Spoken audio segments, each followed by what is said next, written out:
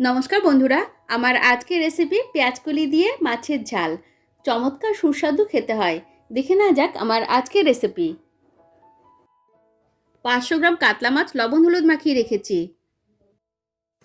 প্রায় 200 গ্রামের মতো পেঁয়াজকলি ছোট ছোট করে কেটে নিয়েছি। এবার মশলা রেডি করে নেব।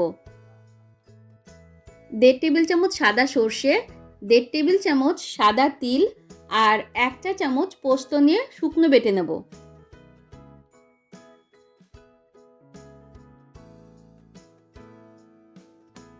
স্বাদ মতো কাঁচা লঙ্কা আর পরিমাণ মতো জল দিয়ে মিহি পেস্ট তৈরি করে নেব।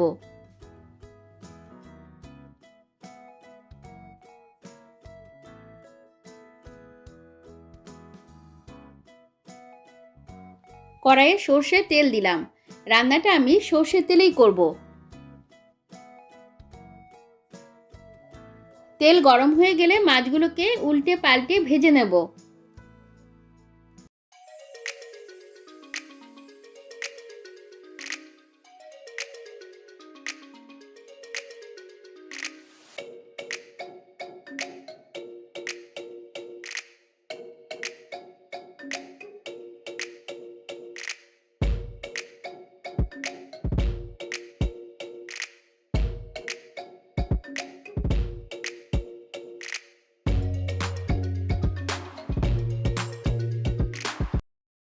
এবার ওই মাছ ভাজার তেলেই 2টো শুকনো লঙ্কা আর 2 চিমটি কালো জিরে দিয়ে ফোড়ন 10-12 সেকেন্ড ভেজে নেব। ফোড়ন ভাজা হয়ে গেলে এর মধ্যে পেঁয়াজকলি দিলাম। পরিমাণ মতো একটু লবণ দিচ্ছি, এতে পেঁয়াজকলি তাড়াতাড়ি নরম হয়ে যাবে। মিডিয়াম হিটে মিনিট 2 ভেজে পেঁয়াজকলি একটু নরম করে নেব। পেঁয়াজকলি নরম হয়ে সুন্দর গন্ধ বেরোতে শুরু করলে আগে থেকে বেটে রাখা মশলা দিলাম। মিক্সার জার ধুয়ে একটু জল দিলাম। মিডিয়াম টু লো হিটে মশলা ভালোভাবে কষে নেব। 1/4 টিস্পুন হলুদ গুঁড়ো আর সামান্য একটু লাল লঙ্কার গুঁড়ো দিলাম।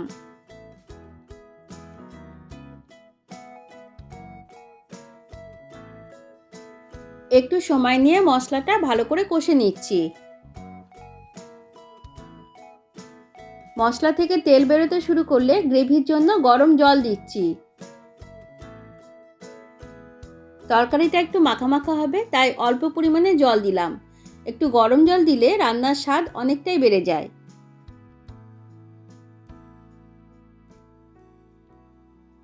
ভালোভাবে মিশিয়ে নিয়ে গ্রেভি 2 মিনিট জাল দিয়ে নেব।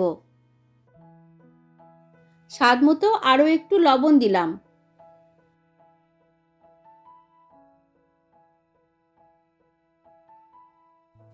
গ্রেভি মিনিট 2 জাল হয়ে গেলে এর মধ্যে ভাজা মাছ দিয়ে দেব।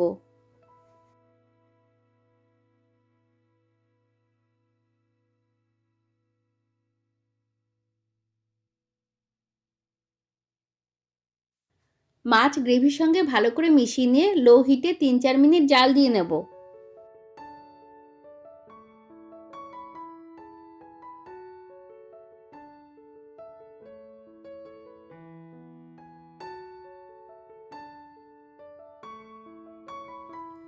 কয়েকটা কাঁচা লঙ্কা দিচ্ছি।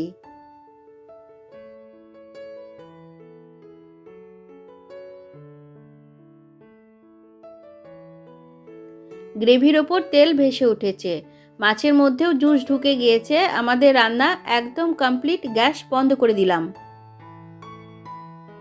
আপনারাও অবশ্যই একবার এইভাবে ট্রাই করুন। রান্নাটা ভীষণ সুস্বাদু হয়েছিল। রেসিপি ভালো লাগলে লাইক, শেয়ার, সাবস্ক্রাইব করার অনুরোধ রইল। সকলে ভালো থাকবেন।